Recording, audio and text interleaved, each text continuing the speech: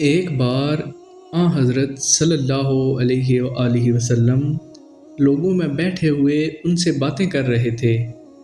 اتنے میں ایک دیہاتی آپ کے پاس آیا اور پوچھنے لگا کہ قیامت کب آئے گی۔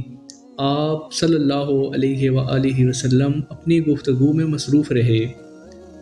بعض لوگ جو مجلس میں تھے کہنے لگے، آپ صلی اللہ علیہ وآلہ وسلم نے دیہاتی کی بات سنی لیکن پسند نہیں کی، اور بعض کہنے لگے کہ نہیں، بلکہ آپ نے اس کی بات سنی ہی نہیں۔